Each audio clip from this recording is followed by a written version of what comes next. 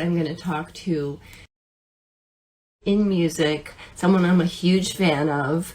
Um, I'll save some of this for when she's here. We won't wait long.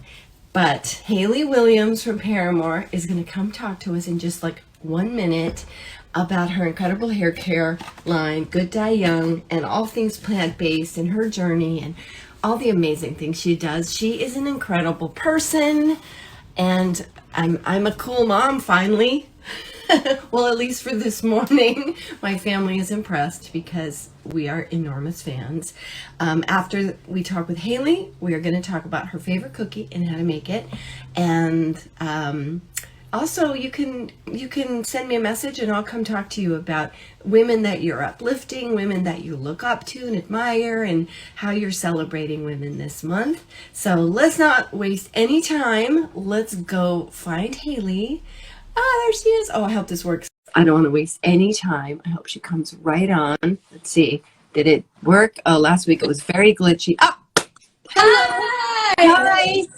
I can't believe I got that the first try. I know. I never do. I fail. Like last week, I failed for like 5 minutes. It's so confusing, but this is what's normal now. This is what we have to get good at. I know. You know, the one thing I like about it, to be honest, is like, I like that as a culture, we're sort of accepting of like maybe not always being perfect, you know? Yeah, man. That's so true. I was just telling the girls on my team here, I'm at the Good Die Young office, and I was telling them like, this is actually one of the first truly live things that I've done in about a year, because we've been home and I haven't really been able to play shows, and the shows that I have played are pre-taped. So I don't know, I'm very grateful that people seem to have eased into, like relaxed into like, this is life, this is what it is. And this is how we look today, this is how we are today. And here I am. Thanks for having me. Yeah, and you're so awesome. And you're actually, so it's Good Die Young. Okay, first of all, you have an incredible hair care line. Everyone knows who this is. This is Hayley Williams from Paramore. We're huge fans. Thank you. But maybe people don't know is that you have this beauty line and this hair care line, which was so intriguing to me that you, with your incredibly busy schedule and your crazy life, would do this. So tell us about it, just a basic to begin with. Yeah, well, so I started Good Die Young. I kind of started dreaming it up in my early 20s. Took a little while to get off the ground because no one thought there was a market for neon colored hair at the time. But yeah, we are a semi-permanent, vegan and cruelty-free hair color and hair care company. And we're still growing. Like, we're still kind of operating as a startup, but this last couple of years, and especially actually just since 2020, we've really become, I feel like we're starting to solidify ourselves, and the message of our brand has always been about inclusivity and expression, not necessarily for beauty or to look a specific way to please someone, but to make yourself feel better. And so there's a lot of language around like how self-expression can benefit your mental health, and obviously everything we do, we try to be as inclusive as we can and promote hair dye and hair care for all sorts of different people with different types of hair, and we're having a lot of fun. I mean, my Becca, who is one of our team members, she's going to come on in a few minutes too, and she can talk with me about some of the stuff that we do. Oh, that would be awesome. You know, I was thinking about when Billy was little. I mean, she was pretty young when she first tried to, you know, color her hair with God knows what. I think when we tried Kool-Aid. Yes. Oh yeah. I remember those days. Holy shit. I actually have your product here, which is exciting. Yes. And, you know, I was thinking though, and maybe this is you and maybe not, but to answer the question, but you know, I think people would wonder, like, what is vegan about a hair care line? Like, what is cruelty free? I think a lot of people don't understand, like, you're not eating it. So like, what does that mean? Oh, yeah. Well, I was confused about that too when I was younger. And I think I got to a point where I started just thinking that we were beyond animal testing. And I just kind of, I was the same. I thought, well, it's a beauty product. It's not a food product. So it's vegetarian, it's vegan, it's, but as we started to develop our products, we kind of, in fact, when we first launched, the only product that wasn't vegan, and we were pretty bummed about this. We did a lot of research and we couldn't get there yet, was our bleach, our lightening kit. It had like a point something percent keratin protein, which was meant to help strengthen the hair, you know, because when you lighten your hair, you're kind of compromising the health of it. But we try to put ingredients in our products that help nourish it again and re-strengthen it. So we finally were able to develop a plant-based protein that could be in our bleach, and it's going to be in some of our other hair care products as we continue to develop. But yeah, I mean, stuff is often hiding in products that, I mean, and not just animal related, but even just bad ingredients that aren't good to put on your body, because we know that what we put on our body goes in our body. It all affects this. It's all connected. So I'm really, I'm so excited about the formulations that we're kind of learning about and how we're continuing to develop the line, because everything's vegan and cruelty free, and we won't make it if it's not vegan and cruelty free. And we're actually adding new standards now that we're, you know, a little bit more established, where we can say that all of our products are going to be clean. You know, most everything, we're trying to research sustainability options, and it's really exciting because now the frontier has sort of, like, I feel like we're in a better place now today in 2021 with more education and awareness around products and beauty. And I think that there are a lot of people in beauty that are holding themselves accountable to do the right thing by their consumer and also by the industry at large. But I mean, yeah, like, people still test cosmetic products on animals today, right now. And I do not understand how, I don't even get, that seems like the dark ages to me. Seems like we should be past it. Yeah, it is crazy. But what you also do, like, you have no sulfates, you know? Yeah, no parabens. I don't think people know what that does, you know, sulfates to the planet, sulfates to your hair. Yeah, so, okay. So actually I have a couple hair care products here. I use them. You did? Did you like it? I did. I loved it. Yeah. Yes. Okay, good. Well, so our hair care came later after we developed the semi-perm dyes. And we thought, okay, well, we're teaching people how to express themselves, but we have to teach them how to take care of the finished result. You know, how to keep your hair healthy and shiny and protect the color from UV rays and pollution and all of that. So we decided to go into hair care. And we knew we didn't want sulfates, because sulfates, basically when you have sulfate in a soap product or like a shampoo, for example, that's what makes it lather. And anytime your shampoo is lathering, or even your soap, like if there's a lot of lather, it's not good for you. It's stripping your hair. It's kind of like, it can be breaking down some of the pigment that you've worked so hard to put into your hair. And we knew from the get-go that was one of our first stipulations, is we will be sulfate free. So yeah, so for instance, when I used to dye my hair like super bright neon colors with Paramore, and it was still, you know, it wasn't new for everyone, but it was still something that there wasn't a lot of common knowledge about. I mean, I would take cold showers, I would use, you know, very safe products for my hair. And it's so nice now to be able to dye my hair with our products and then take care of my hair with our products. It's great. You know, I have found, to be honest, I tried using a lot of the soap bars. Yeah. And they're really lathery. You know, I think that's a problem. And so I'm hoping that people will find a way to do that kind of without adding all those sulfates, because I can tell it. Yeah. When I used your product, I was like, oh, I get it. And it's amazing. Yeah, it's a learning curve, but I think that it's something you can get used to pretty easily, you know, and you don't have to use a ton of product, because Brian, you know, if Brian was here, he's my best friend and he co-founded the company with me. He's the one that like he did the Misery Business hair and all the hair that I'm known for.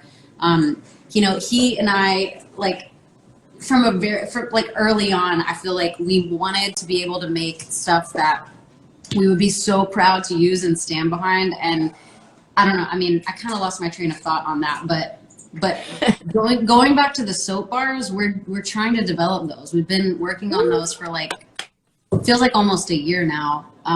But it's hard. That's a tough one. That's a tough one, right? I think it is that sulfate thing and that concentrate thing. The conditioner ones are especially hard, I find. Yeah. Yeah. So this was a treat. to use this, and I'm Thank you. excited where you're going.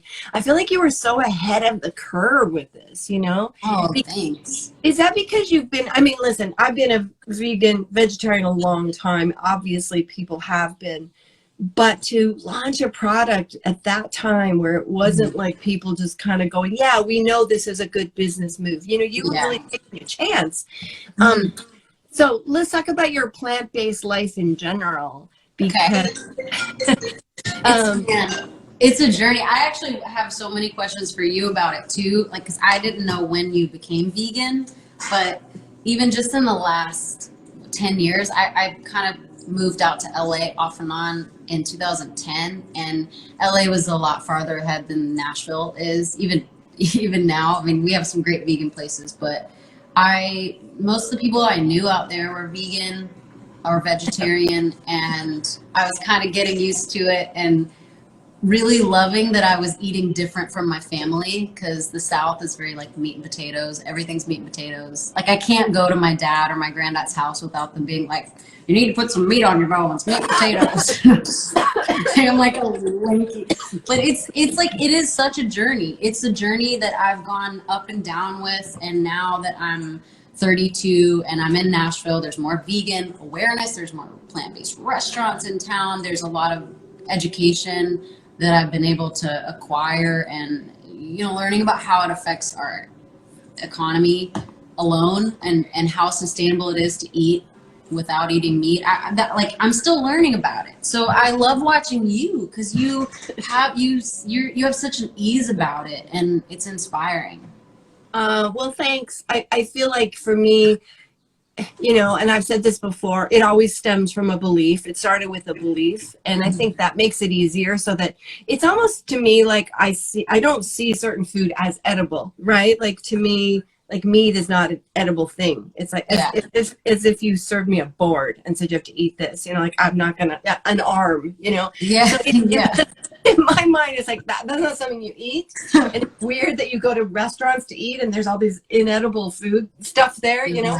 So I think it starts with a belief, and you know, of course, I can never say that it's, you know, just because it's sort of somewhat easy for me. I don't think, I get that it's not easy, you know, especially like you're talking about in the South, where, you know, it's just not part of the culture to have this kind of food.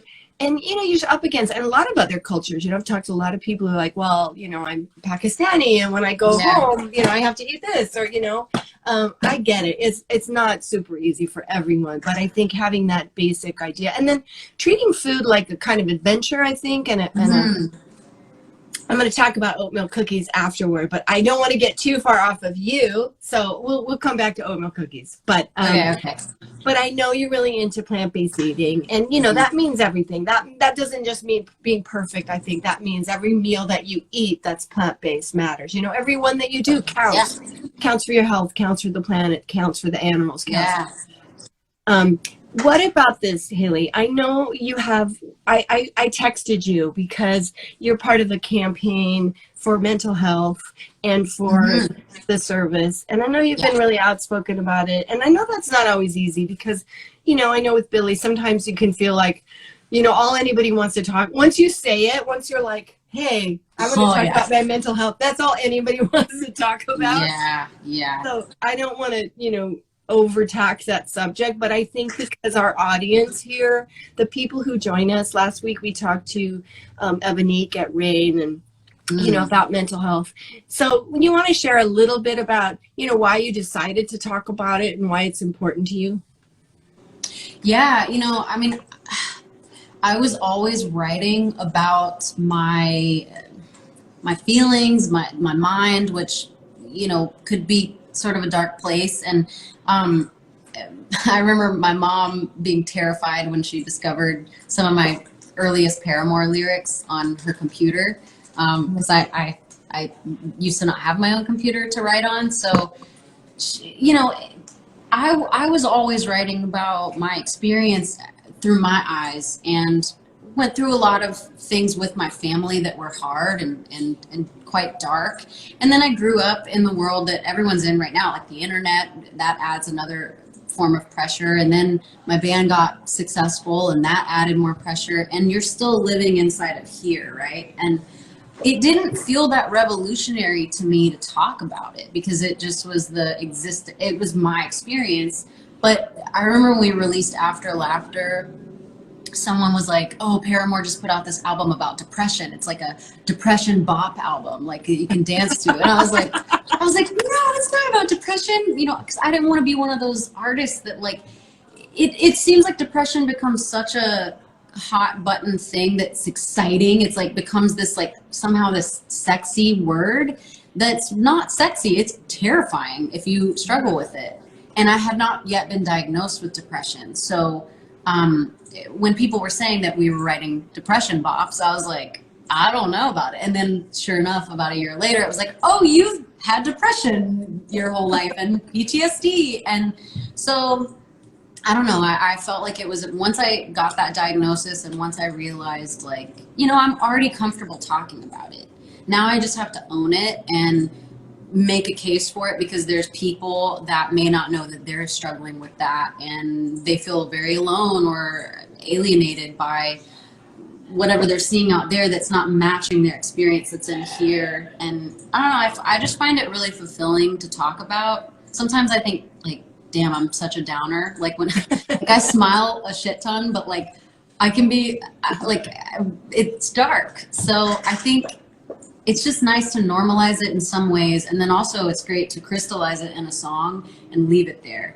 And, you know, I saw a lot about that on the doc when I watched the documentary, and seeing how you reacted to some of the lyrics that Billy was writing. And Yeah. I related to that because it's all about putting it in this Horcrux that's like, it's locked in there, and then you can keep living and experience everything that's out here. And Yeah. I love that about writing, and I love that about advocating for mental health.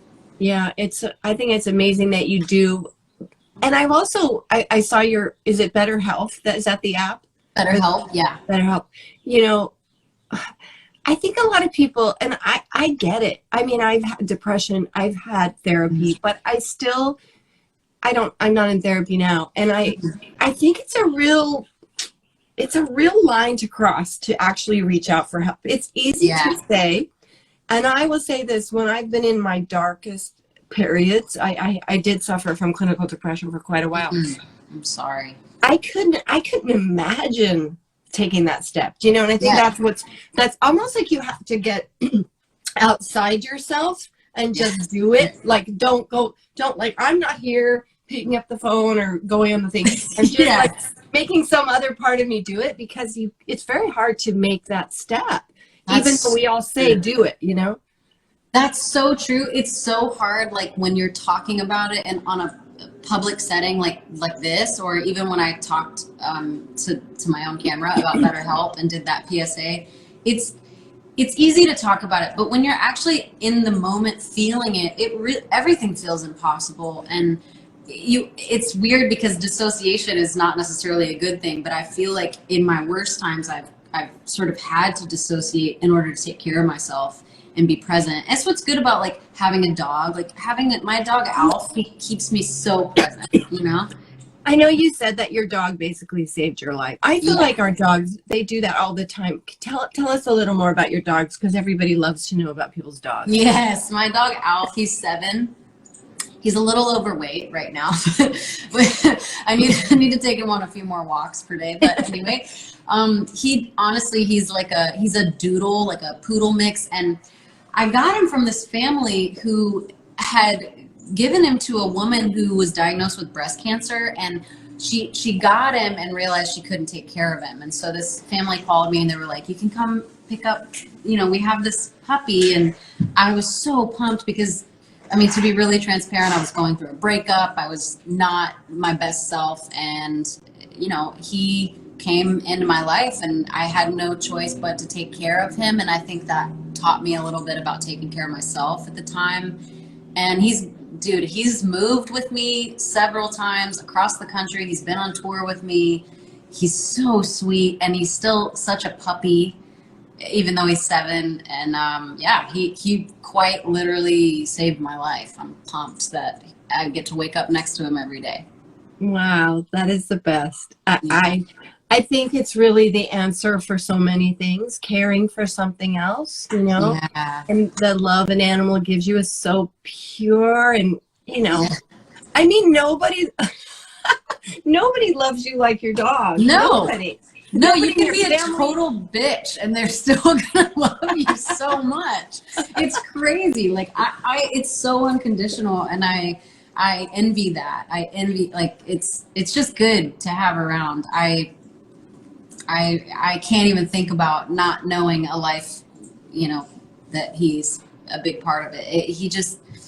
Yeah, he's taught me a lot about. And speaking of that too, I think when you have any sort of mental health problem, any like depression or anxiety or whatever, being, to your point, taking care of something, doing something outside yourself is really one of the best.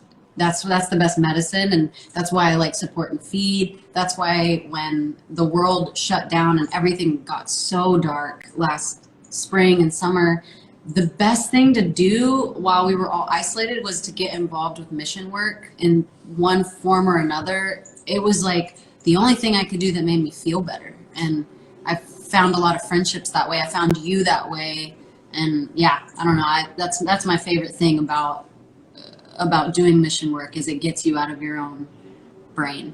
I think you're right. I think that is the key. And I mean, we're saying we think that, but I think research even shows that, Yeah. that one of the biggest ways to deal with mental health issues and depression and et cetera, challenges, is to do charitable work for others. I mean, there is nothing more rewarding. There really No. isn't. And it can be hard because you then open your eyes to just how deep the issues are. And Yeah. then you can start to Right. feel like, wow, I can never do enough. But on a daily level, you do have this mission, and it makes life worth living. It really does. Yeah, it's like a sense of purpose that I think a lot of people are lacking when they're in their lowest points. It gives you so much to wake up for, which is nice. Yeah. Hayley, did you want to have somebody else from your Oh. shop come on? I just wanted to introduce you guys to Becca. This is Hello. Becca. Becca. Hi. Hi, Maggie. So nice Becca, to meet you. do you You want too. to talk about what you do here? Yeah, so I literally do a little bit of everything. My official title is marketing manager, but lately I've been getting heavier into the product development side, so I'd say that's kind of my main focus. I also do education. I'm a licensed hairstylist, so I'm kind of thrown around, but I love it, so it works, I love what you're doing, because I think, Hayley, you're so right. Like, I've always felt this. My hair is like a disaster right now, but in the general of my life, I actually had all the colors. I had the platinum. I've had the red. I've had the black. I did, when I was younger, have all the colors. And even cutting your hair, I feel like it's something you can do that's temporary. Even if it's a year, that's temporary. Yes. You can make a change that's dramatic, and it's not, it's not life earth shattering, change, but it's a real uplift to your life.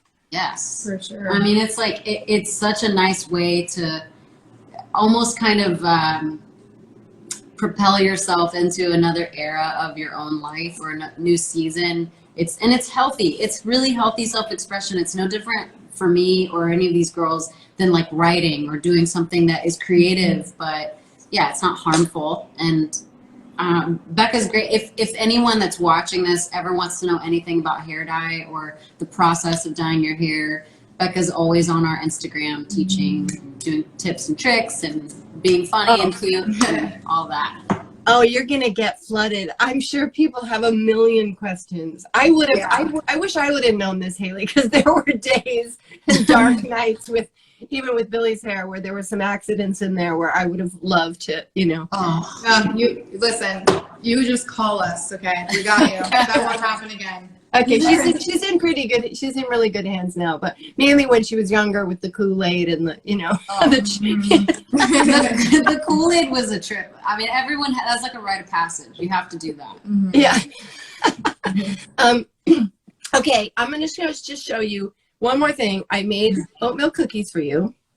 I wish I could give them to you. So I asked Hayley what her favorite cookie was, and she said snickerdoodles or chocolate chip, oatmeal chocolate chip. So I made oatmeal chocolate chip cookies last night. Aw, thank you. But so I wish I could, I'll try to send you some. That would be the nice thing to do. But I wanted to perfect it because people are always asking me about vegan baking and how you substitute. So I made 2 different versions. One, I use Earth Balance both for the butter substitute. Okay. And then in one, I used powdered egg replacer mixed with water. Oh, and the other, I used flaxseed meal mixed with water. Yes. And I will say, there goes water on the ground. This is why I love you. This is what I love. Sooner or later, I'm going to knock something over. Okay, so I think when you're deciding what to do, and I'm going to send you this recipe. Thank you. Yes. This is what I did. I have a lot of my own recipes, but for this one, I just Googled like best, oatmeal chocolate chip recipe. Okay. And then I just subbed in. So I just straight ahead replace. You could and then if I was really having a fun week, I would make another batch and I would use coconut oil instead of the Earth Balance. And maybe I'd try applesauce instead of the flaxseed or sweet potato. This is my favorite for brownies. Yeah, okay. I got that online. Somebody did like a 10 brownie trial and they came up with that and they're right. So if your recipe already has like baking soda or baking powder, then it's going to have leavening. So you're just kind of looking for the butter. So I think in this case, I would have guessed that I would prefer the egg replacer. Really? But in this case, I preferred the flaxseed meal. Okay, I do chia eggs, but I've never done flax eggs, and I am excited to try this. Okay, well, you try it with a chia egg, because I think because it's oatmeal, it's already kind of grainy, so you don't mind having flaxseed or chia meal. Right. But in your snickerdoodle, I would say go with the egg replacer. Okay, cool. I've used just egg, but I've never used powdered egg replacer. That sounds very easy to use. Is it? It's very easy. I really like that brand, Energy. That's really Energy, yeah. And Bob's, I'm using Bob's too. It works well too. But especially if you're making like cinnamon rolls or cake or something where you don't want an extra graininess to it or an extra thing, I'd go with the egg replacer powder. Oh man, you're gonna have to send me that cinnamon roll recipe too. I'll get cooking for us. Yeah, I'll cook for you guys. I will send it to you, but before you make it, I have like tips, because even though you try to put everything in a recipe, it's like, but you have to kind of go like, you have to give the tips. So I'm going to give out that recipe soon, but I will definitely send it to you. But so the flaxseed one for me, I will post the recipe, but thank you. Are you a non-raisin person? No, I don't mind raisins. I like them. I do too. So I actually added some raisins too. Oh, spicy. Yes, I love raisins. I mean, my mom hates them. So anytime I make some for us, I don't put them in, but I love them. My family hates them too. I'll be honest. I even used gluten-free flour for this. I used Bob's Red Mill. Did you? 1-to-1, and they're really good. Oh. So, okay, the cool. Because like science.